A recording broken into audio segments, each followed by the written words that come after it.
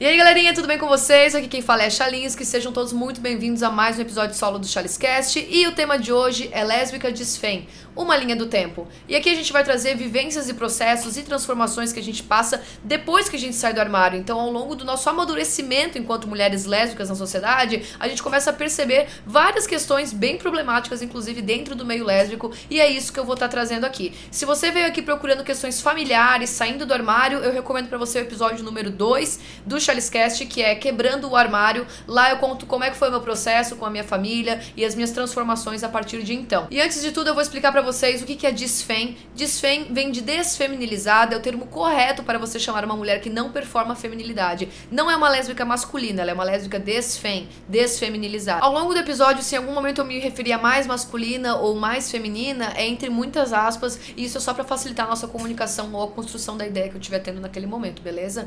Pra quem não sabe, eu me assumi pros meus pais em 2012, isso faz 11 anos agora, então eu passei minha adolescência inteira já como uma lésbica assumida e esse processo ele foi bem complicado. Primeiro de tudo, acho que o principal ponto é a falta de referências lésbicas que a gente não tem, né, no caso. A minha única referência lésbica que eu sempre tive naquela época era o Ruby Rose e ao mesmo tempo ela era a única pessoa que eu tinha contato na internet, eu não conhecia influenciadoras lésbicas, eu não tinha lésbicas ao meu redor, então pra mim, uma adolescente de 13, 14 anos, eu tá me descobrindo enquanto lésbica e gostando de mulheres, sem ter essas pessoas ao meu redor, sem ter amigas lésbicas, foi muito difícil, porque a referência mais próxima que eu tinha, querendo ou não, eram homens. Quem que gosta de mulheres? Homens.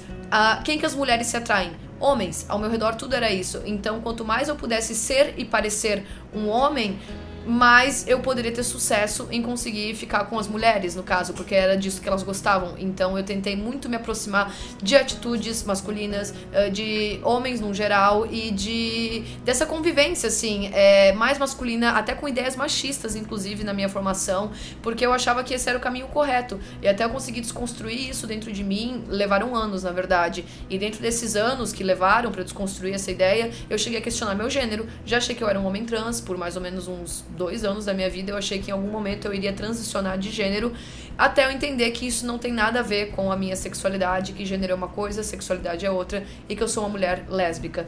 Mas essa solidão que eu passei, essa falta de referências, essa falta de pessoas pra trocar esse tipo de ideia, assim, sabe? Eu acho que se você, inclusive, tá numa grande metrópole, a chance de você ter um grupinho gay ou lugares LGBTs pra você frequentar é ainda maior. Mas eu, sendo de cidade pequena, a gente tem um recorte mais solitário ainda. Porque daí, sim, tipo, não tem nem pra onde você ir, pra você conviver com essas pessoas, né? Ainda mais também durante a adolescência, né? Que hoje em dia eu não sei como é que está nos ensinos médios da vida, mas no meu, cara, era eu e eu, assim, era eu e minhas amigas hétero, era eu e minhas conhecidas héteros, talvez hoje em dia bissexuais, ou depois de um tempo as pessoas foram saindo do armário, mas por muito tempo era eu. Era eu nos banheiros escondido com essas pessoas e me achando sensacional por isso, sabe? Porque o piá que queria ficar com a guria tal foi lá no banheiro e ficou comigo escondido. E pra mim isso era o maior motivo de orgulho, porque eu era fodona, entendeu? Pegar um monte de mulher era uma questão, tipo, de honra pra mim. E tudo isso a gente vê que são comportamentos que vêm da heterossexualidade, que vêm do mundinho hétero-BR, né?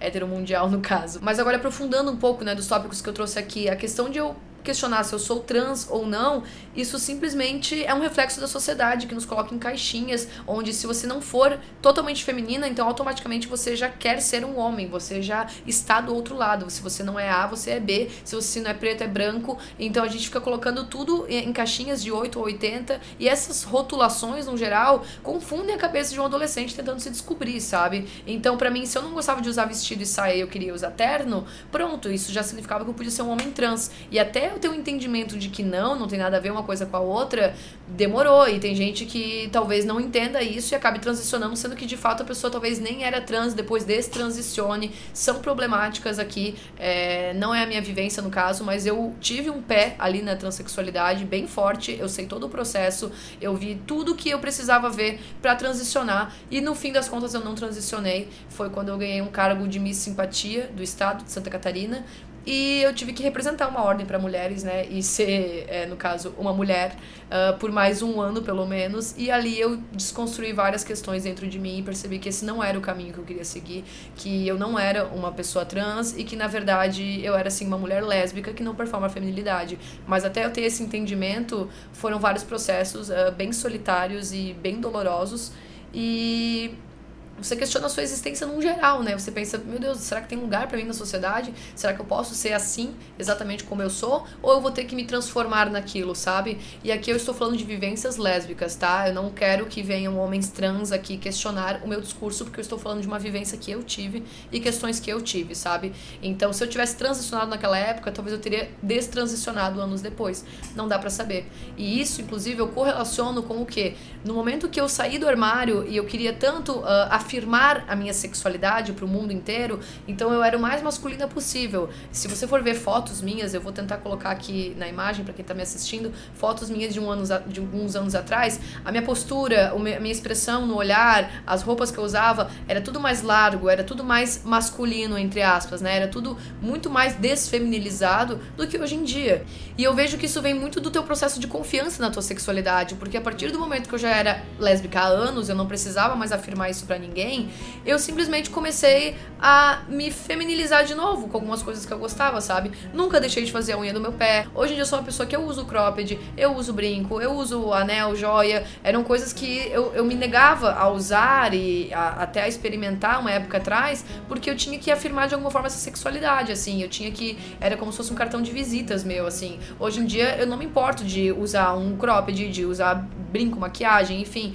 Questões que são mais femininas e que antigamente, nossa, eu me negava muito, assim. Até a minha própria expressão, meu jeito de falar, meu jeito de me portar, até de sentar, o jeito que eu, expresso as minhas frescurinhas que eu sei que eu tenho, e o jeito que eu danço, e o jeito que eu gostaria de receber flores ou receber um convite, e até inclusive no sexo, o jeito que a gente gosta também de receber prazer, porque também tem esse papel masculino que é muito implantado nas desfem, né? Então as pessoas esperam que a gente vá convidar, as pessoas esperam que a gente vá comer a mulher, e eu boto entre aspas aqui, porque não existe ativo e passivo em relações lésbicas. Nós somos todas relativas, gente. Você dá prazer, você recebe prazer. Se você é uma lésbica que você gosta de ser só ativa e você gosta de transar só com o dedo, eu sinto informar, mas você não tá, cara, você não tá tendo prazer, assim, velho.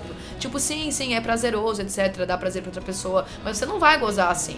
Ai, tá, eu gozo assim, beleza, você é um caso em 10 mil e você tá, de alguma forma, se privando de receber prazer. Isso pode ser um bloqueio seu, pessoal, com o seu corpo, com a sua sexualidade, inclusive com a sua genitália, sabe? Então eu recomendo que vocês se descubram, se masturbem e aceitem também receber prazer, sabe, gente? Porque eu passei muito tempo me relacionando sexualmente com mulheres héteros, onde eu ia lá, eu tinha uma relação sexual, a relação sexual terminava e eu estava de roupa. Ninguém encostou em mim, ninguém sentiu os meus peitos, ninguém, sabe? Ninguém encostou de fato nas minhas genitais, ninguém tirou a minha roupa. Então, isso é algo que reflete em mim até hoje. E depois dos meus 20 e poucos anos que eu fui descobrir, hoje eu tenho 24 anos, mas eu fiquei até pelo menos meus 20 anos aceitando essas relações sexuais como se elas fossem naturais e como se eu estivesse arrasando, porque aquela hétero lá abriu uma exceção e transou comigo, sendo que ela não me deu um pingo de prazer. Só que pra mim, eu dar prazer pra ela já era uma vitória. Então essa migalha de hétero é inclusive uma pauta desse podcast, né? Quanto tempo a gente passa aceitando essas migalhas de hétero e achando que isso é sensacional, que, nossa, isso é uma super validação, assim. Então, quando você percebe, isso são, na verdade, feridas profundas de uma adolescência inteira passando por falta de afeto, passando por falta de ser desejada sexualmente de fato. Porque ao mesmo tempo que as pessoas têm um interesse sexual na gente, ele é fetichizado, porque elas nos veem como um objeto de prazer. Então elas querem o quê? Nos dar, né? Entre aspas. E ninguém quer nos comer, né? E aí, quem é que come a desfem, hã? Quem é que come o caminhãozinho? Ninguém come o caminhãozinho, e aí a gente fica como? Mas isso tudo eu vi também que foram reflexos das pessoas que eu escolhi para transar. Então, de alguma forma, eu me coloquei nessas situações. Mas eu me botei nessas situações por falta dessas pessoas ao meu redor. Por falta da vivência que eu podia ter com lésbicas. Então, eu nunca tive um ciclo lésbico, eu nunca tive um grupo de amigos gays, eu nunca tive essa vivência LGBT na pele. Eu literalmente passei minha adolescência sendo pet de hétero, assim, sabe? Então, isso eu vejo que impactou, sim, todos todo o meu entendimento sobre a vivência lésbica no geral. E no meu caso, eu sempre busquei muito ver o que as pessoas estão discutindo, ver a pauta lésbica no geral e buscar me desconstruir, né? E dentro dessas desconstruções, inclusive, foi que eu percebi o quanto tem heteronormatividade dentro dos relacionamentos lésbicos. Primeiro, essa palhaçada de ativa e passiva. Gente, pelo amor de Deus, isso não existe, né? Nós somos relativas. Se você gosta ou não de penetração, é um detalhe sexual seu. Isso não te faz ativa, não te faz passiva, sabe? Porque existem coisas ali, que vocês sabem do que eu estou falando, que as duas pessoas vão estar sentindo prazer ao mesmo tempo, sabe? Então as mulheres, nós temos a capacidade também de se encaixar e ter N orgasmos juntas, assim. Então isso, nesse momento, ninguém tá comendo ninguém.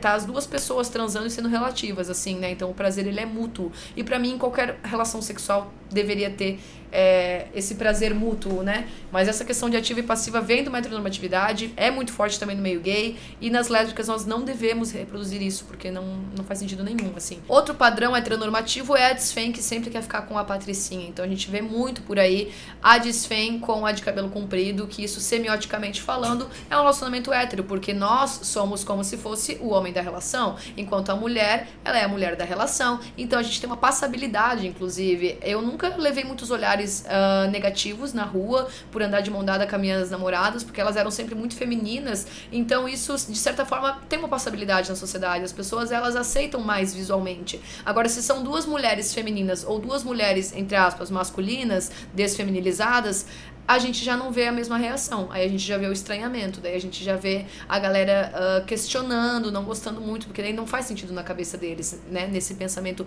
heteronormativo que a gente vive.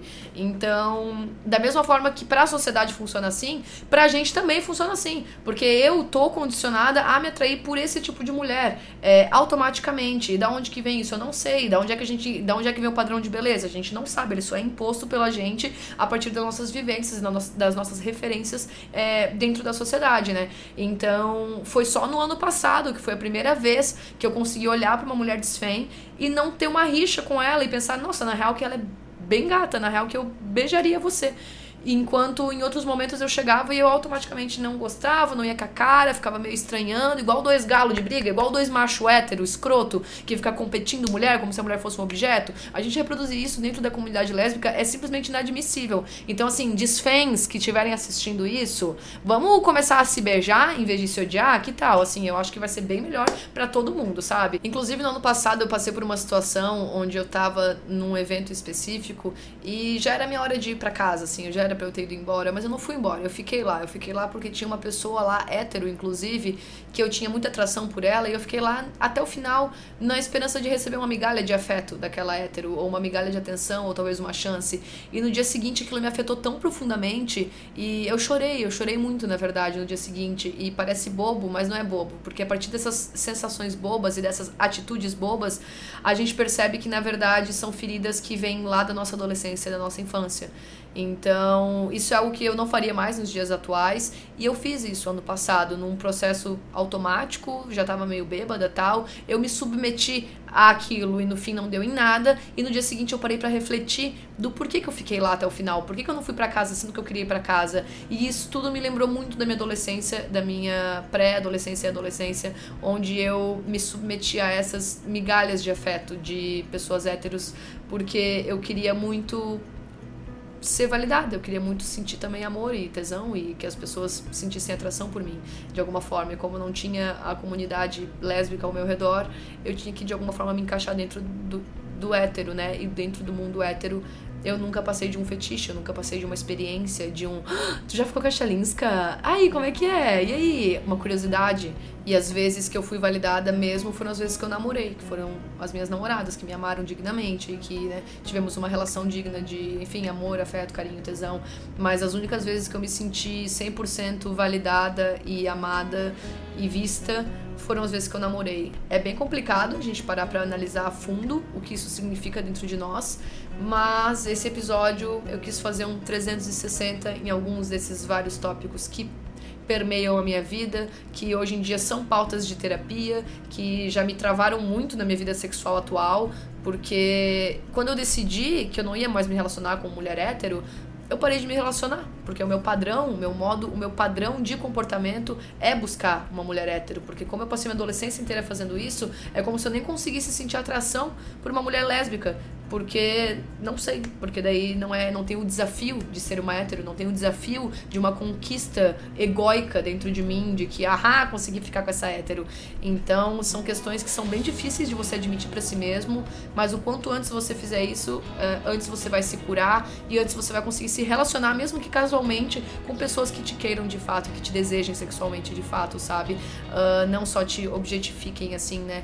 Então fica aí meu convite às lésbicas de Sven, pra gente olhar pra essas questões, pra gente olhar pra esses comportamentos que a gente tem, pra gente olhar pra essas feridas, admitir que elas são feridas e que às vezes tá tudo bem doer um pouquinho, tá tudo bem a gente chorar um pouquinho. E você que tá se relacionando com uma lésbica de Sven, mime o seu caminhãozinho, coma o seu caminhãozinho, dê flores pro seu caminhãozinho, leve seu caminhãozinho pra jantar, porque nós somos mulheres e nós também somos dignas de afeto. Então fica aí meu testemunho, meu depoimento a todas as Svens do Brasil. Espero que vocês tenham gostado desse episódio. Um beijo da Chalisca. Não se esqueçam de se inscrever, de avaliar o podcast, de dar like aqui no YouTube e compartilhar com geral, né, galera?